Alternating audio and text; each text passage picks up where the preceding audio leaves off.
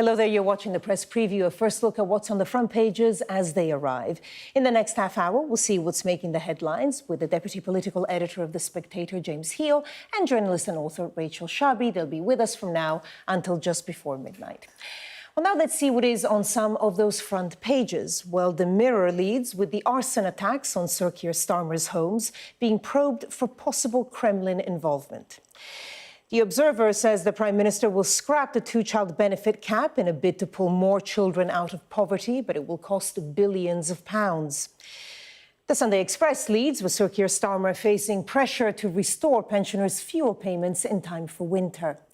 The Sunday Telegraph says Reform UK leader Nigel Farage will add to that pressure in a speech next week by addressing the planned policy shifts on both of those fronts. The Times says former sub-postmaster and campaigner Sir Alan Bates is accusing the government of offering him less than half his compensation claim from the post office scandal. The People writes about an ex-drug mule warning young Brits abroad about the dangers of smuggling after her jail sentence. And ready, sweaty, go. The Star says demand for Scandinavian saunas is soaring, and not just public ones, but also ones for the home.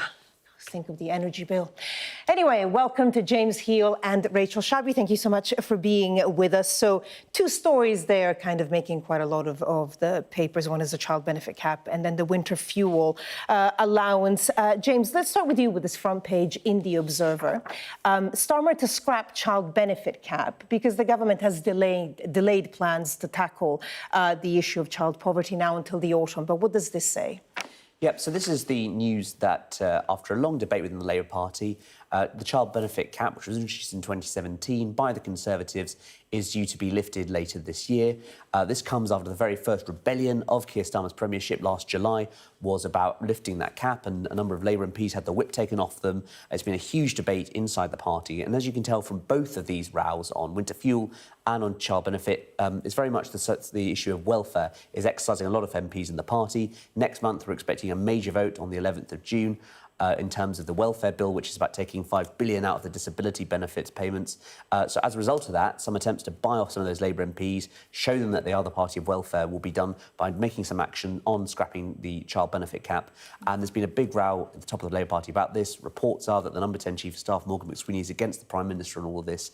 But Keir Starmer, reportedly tonight, has decided to press on with scrapping it, which will be something that comes as good news for MPs across the party in Labour. Rachel, before coming to you, let's just look at the Sunday Express, because the two stories obviously are linked in a way. So the front page there, hell to pay if OAPs left out in the cold, and this is the winter fuel payments. I mean, something that obviously, as we were just hearing, has proved incredibly divisive in the country, but especially within Labour. Yeah, winter fuel payments, they were the first sort of major announcement by Chancellor Rachel Reeves, and it provoked an outcry even then.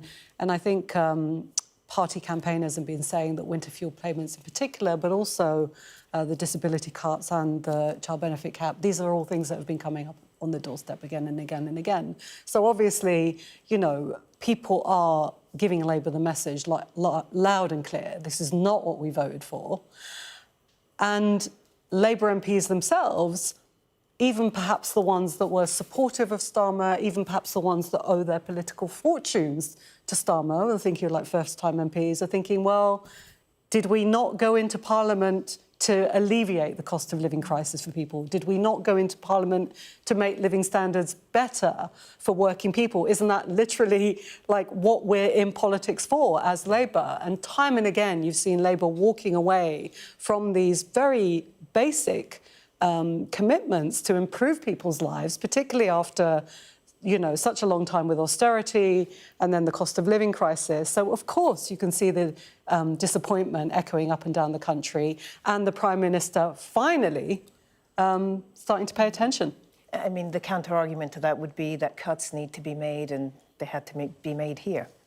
Well, the counter-argument to that would be the only way you're ever going to get out of this economic squeeze is to introduce some form of redistribution, which is something that Rachel Reeves is ideologically opposed to doing. That's the only way, taxing the highest earners who are actually saying You look at the patriotic millionaires, they're actually saying, hey, tax us more.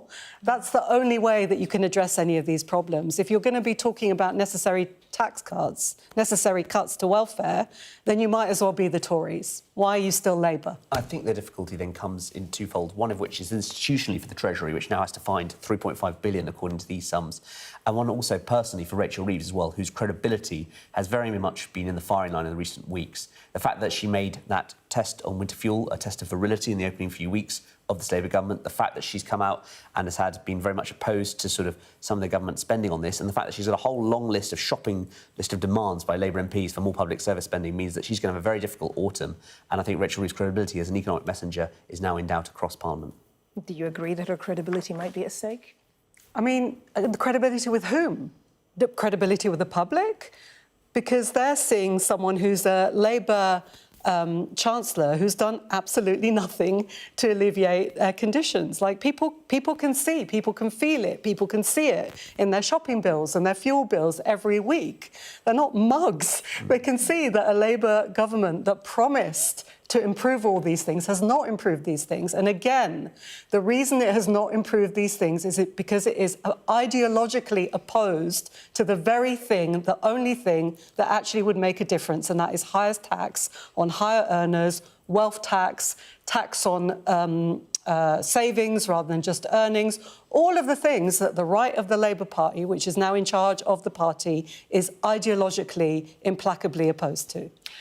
Before coming to you, James, let's look at the Sunday Telegraph, because, of course, all of this comes... I mean, they've been divisive issues for a long time, but off the back of the local elections, Reform UK doing very well. And here the headline, Farage outflanked Starmer on benefits. And so, you know, another person, like you say, to whom I guess this is obvious, or at least for his point of view, that he pledges to reinstate the winter fuel payment and fully scrap the two-child cap.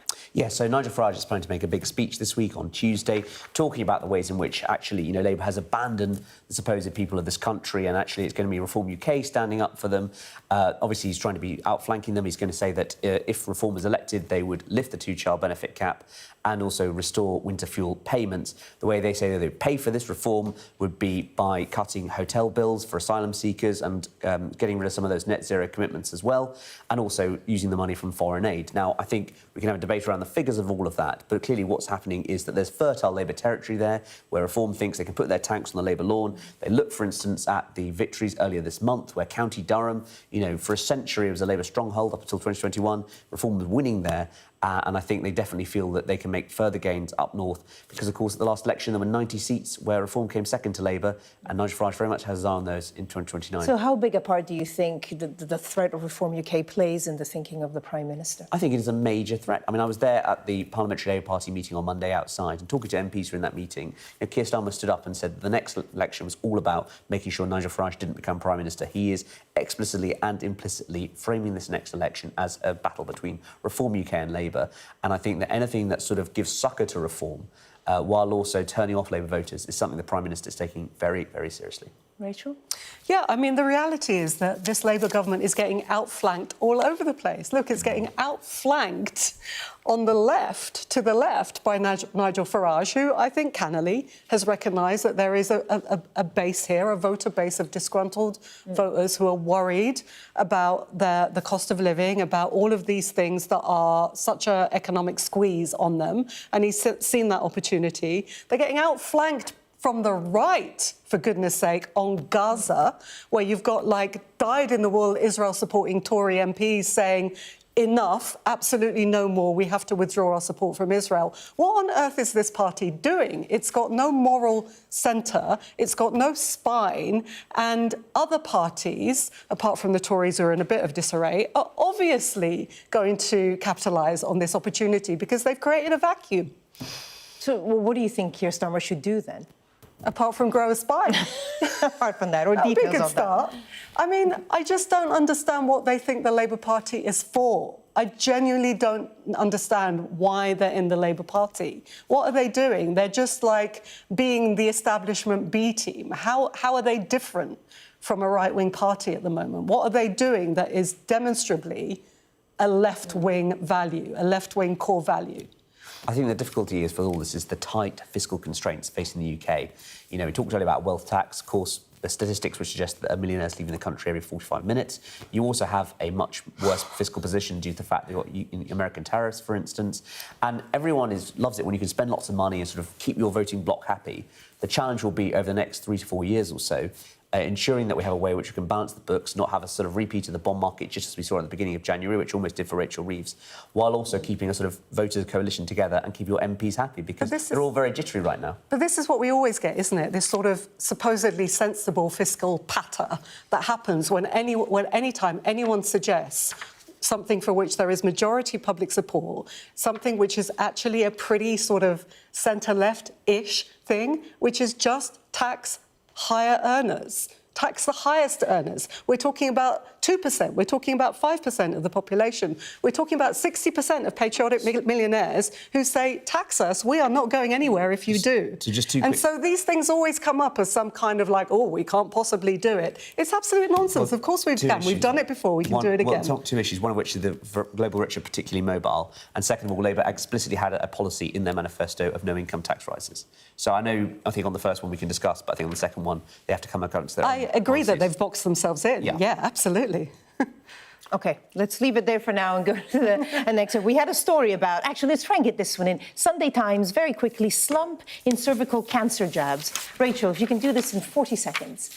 Yes, there's been, first of all, children are not, the attendance numbers are going down. Secondly, parents, particularly post-COVID, are reluctant to go for vaccines, and there's been a drop in the number of people who would be, up for being inoculated or protected against cervical cancer, and they're not taking it up in the numbers expected. Oh. Thank you so much. 30 seconds. Almost exactly. Well done. Now, coming up on the press preview, the front page of the Telegraph says Metropolitan Police dismiss complaints about pro-Palestinian protests, glorifying the October 7th massacre as almost petty tit for tat. We'll explain when we come back.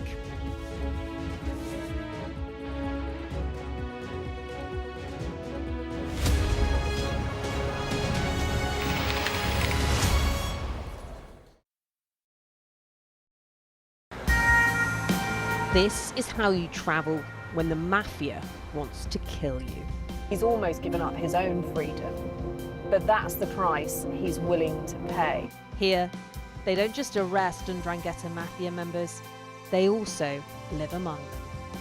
Time after time, I've seen the devastating impact of extreme weather and climate change. We don't have much snow at the moment. They've had a warm spring and exceptionally hot summer, and that means they're expecting to lose more than 3 times the amount of ice than they usually do. Flames are still forcing people from their homes and leaving many questioning their futures. Here was my life. We have nothing. I can't say anything. It's so sad. This disaster is testing the resolve of everyone on this island. The only way out now is by boat. Everything you see is devastated, and the misery being felt by people living here is repeated in towns and villages across Central Europe. Sky News, get the full story first. Turkey is burying its dead. The loss is profound. Whole families died in this collapse, generations wiped out. The violence has penetrated the heart of the city rather than being contained to the estates around the edge, and that speaks to the level of anger being felt here. In Sweden, police have seized a lethal stash. This is just a small sample of the deadly arsenal taken off the streets. This is an example of an advert, really. Anyone of any age could say, I'll do that for £1 million, and then have to go and shoot someone. Yes. I'm Siobhan Robbins, Sky's Europe correspondent based here in Berlin.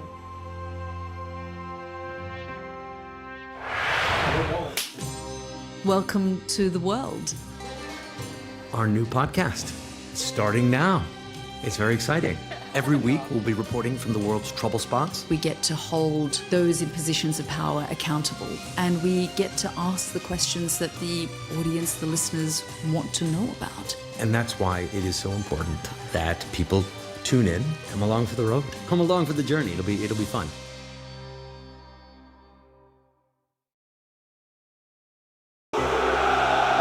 show of military might and menace. Why should the West trust you? Frankly, I don't care whether the West trusts us or not. Sky News. Get the full story first. Have a quick word for Sky News. Is the West right, i.e. fueling Russia's war machine? American journalist Evan Gershkovich is on trial here, but was first on display. I'm Ivor Bennett, Sky's Moscow correspondent.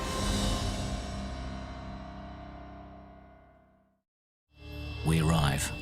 A secret hospital hidden in the Myanmar jungle, treating the victims of this bloody war.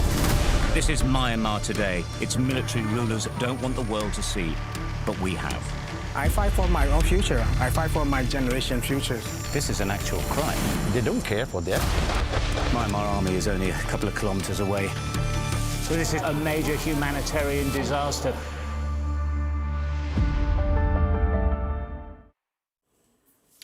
Welcome back. You're watching the press preview with me now in the studio. James Hill from The Spectator and journalist and author Rachel Shabi. Thank you both for staying with us. Let's go to the Sunday Telegraph. And Rachel, talk us through this story. Headline: complaints over pro-Gaza protests are petty tit for tat, say police. And this, of course, relating to, the several Gaza protests that we have seen on the streets of London over the past year and a half. So the first thing to say about this is that it's absolutely shameful that the only story we have about Gaza on tomorrow's front pages is about pro-Gaza protests in the UK. We have, a few days ago, an Israeli parliamentarian said on Israeli media, he said, "We can do what we want." I'm paraphrasing. "Nobody cares. We can kill 100 Palestinians in Gaza over one night," which has been happening with frequency, "and nobody cares anymore. The world will just let us do it." And it seems that our media are determined to prove him right, because for weeks now, that is exactly what we've had. We've had a UK surgeon who's working out of a hospital in Gaza. He's been giving interviews and saying, this is what it's like. It's 100 killed one night, 150 killed another night, 75 another night. He says, this is a slaughterhouse. This is like being in a slaughterhouse. We have seen the Israeli government absolutely say the quiet part out loud, that what they're doing is ethnic cleansing in Gaza. And we are not covering it. It is not on the front pages of our newspapers. And that in itself is a disgrace. And that is what allows it to keep going on. Okay, I mean, there have been statements, strongest statements ever from Keir Starmer and other European leaders, obviously. Statements, but not action. Israel doesn't care about statements. The Israeli government, which is the most extreme government that Israel has ever had, and is saying out loud, we're going to corral Palestinians in Gaza basically into a concentration camp in a little bit of the strip, and we're going to take over the rest. And is starving and slaughtering people on a daily basis. It does not care that Canada, France and the UK says, well, if you carry on doing this, we're going to do something terrible. We need to be actually taking action now, today. Action that Israel will be forced, compelled to listen to and stop. Everything else is meaningless and is allowing this to continue. We haven't seen the incident, and I take your point, it's not on the front pages. One would assume that there is coverage inside, and certainly on Sky we've been doing a story about the 9 children killed. Just briefly on this story, just so we know what it's about, James. Yeah, so this is about Metropolitan Police has obviously had to be policing the different protests that have gone on, and they've complained in one instance that some of the complaints that are being made to them are actually just nothing more than petty tit for tat. So this is some internal police records, and obviously campaigners have then got these released, etc. And what their intent to show is that sort of there's different policing for different protests. So the argument being made is that, some protests are held to a different standard to others. So I think that's very much, first of all, in the context of the high tempers that run in terms of this conflict, and second of all, the ongoing narrative, more broader political narrative about so-called two-tier policing. I think stories like this are going to feature in debates around that subject. OK. Let's move on, just for time constraints, to The Times front page. And this is Sir Alan Bates versus the bureaucrats, because he's saying he's not getting what he was promised. Rachel. Yeah, we all remember the very good ITV documentary about this that made Mr. Bates a hero, post office hero for standing up to the government over this scandal. And he's been awaiting compensation. It's been a post office scandal over compensation that's been going on for so long. A 20-year campaign? Yep. And it's still been kicked into the long grass. He has now been offered compensation, but it's not nearly the amount that he's been asked for. And he's been given a sort of, well, you can like it or lump it. James, it seems approach. incredible when we think of what happened and also all the attention that there's been on this story, that this is happening. Yeah, but this is what the civil service always do when it comes to this. Is Whitehall officialdom summed up. You know, I mean, I remember working in Parliament and working with the constituent who was involved in the tainted blood scandal. That was the 1970s and 1980s. You know, this is relatively novel in Whitehall terms because the scandal went on from 1999 to 2015. And it's what they always do. You wait for the pressure to die down and then you wait for the fuss to go away and then you offer people much less compensation than they were originally promised. And I'm just sad it's another example of Whitehall feet kicking. And it is 2 years since Rishi Sunak promised compensation on this, and yet it seems to have been a whole lifetime since. And obviously it's no surprise that now people like Alan Bates are going to stand up and make a fuss about this, because that's the only way anything gets done in Whitehall. As he proved himself, yeah. We could say the Windrush scandal is following the same pattern as well in terms of compensation. I mean, it's the classic thing with public state failure, yeah. Let's end on a nice story. Okay. And a lovely picture. So, front of the Sunday Express, Boris and Carrie welcome final gang member, and that is baby Poppy. I love how I think it was Carrie that said it was the final gang member, because this is baby number 4 for Carrie and Boris Johnson. Of course, it's his 9th, James, that we know of. Well, I think that he is doing a wonderful job at reversing declining birth rates in this country. He will no doubt, as a 60-year-old and someone who's now got his 9th kid, be both cheering on the benefit changes today, which is winter fuel potentially, and the 2-child benefit cap as well. So a good day for Boris Johnson, and wish them both very well in terms of their new birth. Rachel. I think The Spectator has a Boris baby calendar in the office where all the babies are named and their birthdays only 3 marked more. so that we can... Okay, is that sort of Spectator law, that you have to be across Boris's babies? Do you know what? I'll pass it on to our marketing department, so it's a good opportunity for Rachel. It's a missed one, if not. Absolutely. We wait to hear back from them. James Heal, Rachel Sharby, thank you both so much. I'll see you in the next hour. Thank you. And now let's take a quick look at the weather. Breathtaking views with clear skies ahead. The weather, sponsored by Qatar Airways. It's a very dry and, after a very dry and sunny spring, it's all change, actually, on the weather front as bands of cloudy, wet and windy weather move in from the west. Overnight rain should mostly have cleared into the North Sea by Sunday morning, although blustery showers will follow from the west in the brisk winds. The Northern Isles are likely to remain wetter and windier throughout the day, but elsewhere it will be a mix of sunny spells and scattered blustery showers. It will feel cooler, especially in the windy north. Well, the showers will be heaviest and most widespread across Scotland, Northern Ireland and Northern England, with a risk of hail and even thunder. Southeast England is likely to escape with something drier and sunnier. The cooler, breezier and showery regime continues on Bank Holiday Monday, unfortunately. Breathtaking views with clear skies ahead. Qatar Airways sponsors the weather. Coming up next on Sky News at 11, police arrest a man after a mother and her 3 children are killed in a house fire in northwest London.